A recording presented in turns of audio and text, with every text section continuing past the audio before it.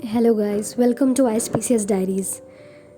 And first of all, wish you all a very happy Diwali. May this Diwali bring a lot of happiness, joy, and colors to your life. So, guys, as it is Diwali, so पीछे background में थोड़े से पटाखे की आवाज़ आ सकती है, तो I am sorry for the inconvenience, but I hope you understand and enjoy the festival of lights. So मेरी आज की वीडियो है regarding UPSC mains. So guys, मैंने इस बार यूपीएससी मेंस दिया था, UPSC 2025 mains, as I have cleared UPSC 2025 prelims. So इस वीडियो में मैं ये शेयर करने वाली हूँ कि कैसा रहा मेरा मेंस का एक्सपीरियंस. ये मेरा पहला मेंस था, सो मैंने क्या सीखा और मैं अपनी लर्निंग्स आपके साथ शेयर करना चाहती हूँ कि मुझे अपनी प्रिपरेशन में क्या कमियां नज़र आईं, मैं उन्हें किस तरह से इम्प्रूव कर सकती हूँ और कैसे अपने अटेम्प्ट को बेहतर बना सकती हूँ. अभी तक रिज़ल्ट्स नहीं आए हैं. आई होप कि रिज़ल्ट्स पॉजिटिव रहें. सो मैं अपनी लर्निंग से ही स्टार्ट करना चाहूँगी. तो गाइज़, सबसे पहले मैं ये आपको बताना चाहती हूँ कि जैसे कि हम देख रहे हैं कि पिछले लास्ट 1 या 2 बार से और इस बार पहली बार हुआ कि यूपीएससी ने प्रीलिम्स और मेंस के बीच में बहुत कम टाइम देना स्टार्ट कर दिया है. पहले हमें कुछ 120 डेज़ के आसपास मिलते थे, अब हमें सिर्फ 80-90 डेज़ के आसपास मिल रहे हैं. पहले एग्ज़ाम सितंबर के लास्ट वीक में होता था, अब एग्ज़ाम अगस्त के लास्ट वीक में हुआ इस बार 2025 में. तो अगर हम ये सोच के चलें कि हम प्रिपरेशन मेंस की प्रीलिम्स क्लियर होने के बाद करेंगे तो ये काफ़ी मुश्किल हो जाता है और आपको बहुत ज़्यादा मेहनत करनी पड़ेगी इसके लिए. तो मेरे साथ कुछ ऐसे ही हुआ था. मैंने प्रीलिम्स की प्रिपरेशन करी बेसिकली, बट मेंस में मेरा उतना अच्छे से प्रिपेयर नहीं था. मेरा ऑप्शनल पूरी तरह से प्रिपेयर नहीं था. जीएस में भी मुझे उतना ज़्यादा आइडिया नहीं था. सो मुझे इसकी काफ़ी कमी महसूस हुई ड्यूरिंग माय मेंस एग्जामिनेशन. सो मैं नहीं चाहती कि आप ये गलती करें, इसीलिए आप पहले से ही जब अगर आपने प्रीलिम्स दिया है तो मई से लेकर दिसंबर, मई के बाद हम जून से ले सकते हैं, जून से लेकर दिसंबर तक का टाइम आप मेंस को दीजिए और जनवरी से लेके मई तक का टाइम आप प्रीलिम्स को दीजिए. यही यूपीएससी को क्लियर करने के लिए अप्रोप्रिएट टाइम और साइकिल होती है जो हम सब फॉलो करते हैं, जो टॉपर्स फॉलो करते आ रहे हैं. तो गाइज़, सबसे पहले बात यही है कि आपको पहले से ही प्रिपरेशन करके रखनी है. फिर दूसरी चीज़ ये है कि जब हम प्रीलिम्स दे के आते हैं और उसके बाद रिज़ल्ट डिक्लेरेशन के बीच का जो टाइम होता है, जैसे इस बार 17 दिन लगे थे यूपीएससी प्रीलिम्स के एग्ज़ाम में और रिज़ल्ट डिक्लेरेशन होने में, तो ये 17 दिन बहुत क्रूशियल हो जाते हैं उन लोगों के लिए, खासकर जिनका मेंस क्लियर हो रहा है. तो जिनका एकदम कट ऑफ क्लियर होता है उन्हें तो डाउट नहीं होता, वो तो प्रिपरेशन स्टार्ट कर देते हैं. बट जैसे बहुत सारे लोग बॉर्डर पे रहते हैं जिन्हें क्लियर नहीं होता कि हमें क्या करना चाहिए, हमारा प्रीलिम्स होगा या नहीं होगा, हमें प्रिपरेशन स्टार्ट करनी है कि नहीं करनी है, तो वो अक्सर ये टाइम वेस्ट कर देते हैं. तो मेरे साथ भी ऐसे ही हुआ. मुझे थोड़ा सा डाउट था, मेरे बॉर्डर लाइन पे मार्क्स आ रहे थे, तो और ऊपर से प्रीलिम्स की थकान जो पता नहीं क्यों इतनी ज़्यादा खिंच गई मेरी, तो उसकी वजह से मैंने अपने 17 दिन ऑलमोस्ट मैं कहूँगी वेस्ट कर दिए. मैंने थोड़ा बहुत एथिक्स पढ़ा था, बट फिर भी मैं उसे वेस्ट ही मानूंगी. तो आप प्लीज़ ये गलती मत करें. 17 दिन आखिरी में बहुत क्रूशियल हो जाते हैं जब टाइम बहुत कम होता है. तो सबसे पहले ये मिस्टेक आपको बिल्कुल भी नहीं करनी है. और जैसा कि सभी टॉपर्स रिकमेंड करते हैं कि ऑप्शनल हमें बिफोर हैंड ही प्रिपेयर करना होता है, क्योंकि उन 3 महीनों में आप जीएस ही नहीं ठीक से कंप्लीट कर पाएंगे. ऑप्शनल तो कंप्लीट करने की बहुत दूर की बात है, सिर्फ ऑप्शनल ही अच्छे से प्रिपेयर करने में 4-5 महीने लग जाते हैं. तो ऑप्शनल आपको पहले से ही प्रिपेयर करके रखना है, खासकर अगर आपका ऑप्शनल बल्कि हो तो उसे ज़रूर अच्छे से टाइम दें. फिर answer writing and time management की बात करते हैं. जब आप मेंस एग्जामिनेशन हॉल में एंटर करते हैं और जब आपको पेपर मिलता है, यकीन मानिए पेपर मिलने से लेके जब वापस पेपर ले लिया जाता है टीचर के द्वारा, तब तक का सर उठाने तक का टाइम नहीं रहता है. उस 3 घंटे में आप कंटिन्यूसली सिर्फ लिखते रहते हैं. आपका माइंड एक ऑटोमेटिक जोन में काम कर रहा होता है.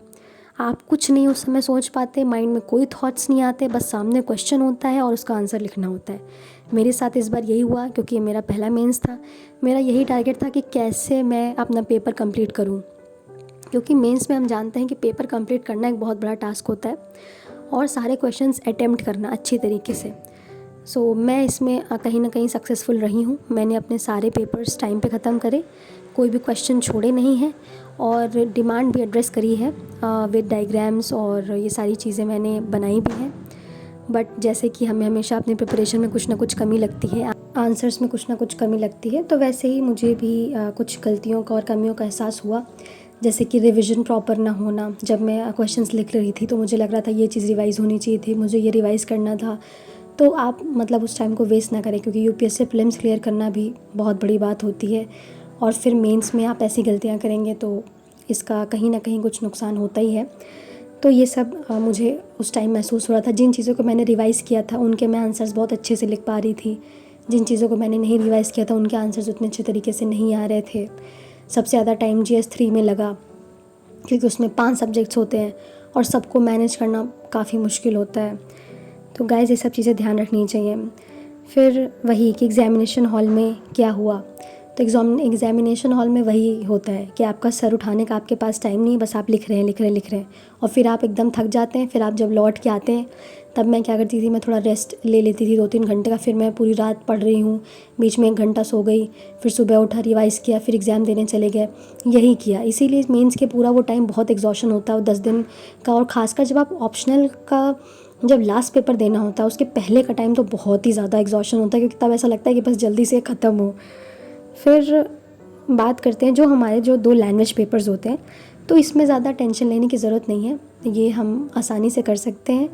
अगर जैसे मोस्टली मेरी लैंग्वेज हिंदी थी और इंग्लिश थी, तो मुझे थोड़ा सा डाउट हुआ, तो मैंने 1 दिन पहले इसकी प्रिपरेशन कर ली थी, क्योंकि आप अगर बिना प्रिपरेशन के जाएंगे तो आपको दिक्कत हो सकती है, इसलिए थोड़ा बहुत प्रिपेयर करना ज़रूरी है। फिर उसके बाद एक चीज़ हमेशा ध्यान रखें, जब आप कोई मेंस का पेपर देख के आएँ तो उसको डिस्कस मत करें किसी से, क्योंकि अभी आपको जीएस आपने ऐसे लिखा है, फिर आपको जीएस 1, 2, 3, 4 और फिर ऑप्शनल भी करने हैं। तो ऑप्शनल और लैंग्वेज पेपर के पहले का जो टाइम है उसमें आप थोड़ा बहुत, जिस दिन आप लास्ट जीएस 4 दे के आते हैं तब आपको जो करना आप रेस्ट करिए, डिस्कस करिए। बट जीएस 1, 2, 3, 4 और ऐसे इन सब के बीच में डिस्कशन मत करिए, क्योंकि उससे आपका ही नुकसान होगा। फिर मेंस के बाद क्या होता है, तो ऑब्वियसली मेंस के बाद हम सब थकान मिटाते हैं अपनी। चूँकि मेरा मेंस के बाद यूपी पीसीएस का एग्ज़ाम भी लगा हुआ था 12 अक्टूबर को। बट गाइस मैं लिटरली बताऊँ, मैं मुझसे बिल्कुल हो नहीं पा रहा था। मतलब ऐसा लग रहा था जैसे मैं बहुत एग्जॉस्टेड हो गई हूँ, बहुत थकान महसूस हो रही है। मुझे नहीं पता कि क्या ये सिर्फ मेरे साथ हुआ या ये सबके साथ होता है। मुझे बहुत अपने ऊपर डाउट और गिल्ट, ये सारी चीज़ें एक साथ फील हो रही थी। बट फिर भी मैंने अपने आप को किसी तरह गैदर किया और मैंने पीसीएस का एग्ज़ाम दिया है। आई होप के रिज़ल्ट्स पॉजिटिव रहें पीसीएस प्रीलिम्स के। तो गाइज़ यही है फ़िलहाल मेरे मेंस का एक्सपीरियंस। बाकी अगर आप और कुछ डिटेल में अगर आप जानना चाहते हैं तो प्लीज़ अपने कमेंट्स पोस्ट करिए और मुझे बताइए अगर आपके मन में मेंस रिलेटेड कोई डाउट है। बाकी मैं धीरे धीरे आपको जैसे जैसे समय बीतेगा और जैसे जैसे मैं इस प्रिपरेशन में रिज़ल्ट्स आएंगे, हम आगे बढ़ेंगे, वैसे वैसे मैं आपको अपने और एक्सपीरियंस बताती रहूँगी। गाइज़ मेरा मेन मकसद इस चैनल के थ्रू ये है कि एक एस्पिरेंट जो मोस्टली हम लोग जिस लाइफ में जी रहे हैं, हमने कुछ ना कुछ छोड़ा है इस यूपीएससी की जर्नी को अपनाने के लिए। तो बहुत सारी चीज़ें होती हैं, हमारे पास डिप्रेशन है, एंजाइटी है, हमें डर लगता है, हमारी तबीयत ख़राब होती है, हम बहुत सारी चीज़ें छोड़ के आते हैं, हमारे दोस्त तरक्की कर रहे होते हैं, हम वहीं रुके होते हैं। तो इसमें मेंटल सपोर्ट होना बहुत ही ज़रूरी है।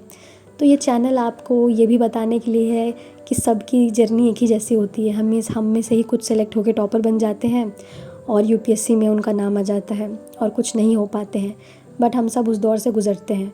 तो मैं इस चैनल के थ्रू अपनी बातें को शेयर कर रही हूँ कि मैंने कैसा एक्सपीरियंस किया, और मेरे एक्सपीरियंस अगर आपका भी कुछ भला हो जाए, आपको कुछ बेनिफिट हो जाए, तो ये मेरे लिए सबसे अच्छी बात रहेगी।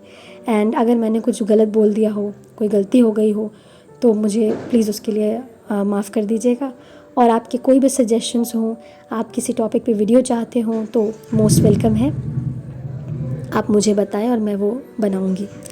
So thank you so much guys, keep watching IAS PCS diaries and please like share and subscribe करना बिल्कुल भी मत भूलें।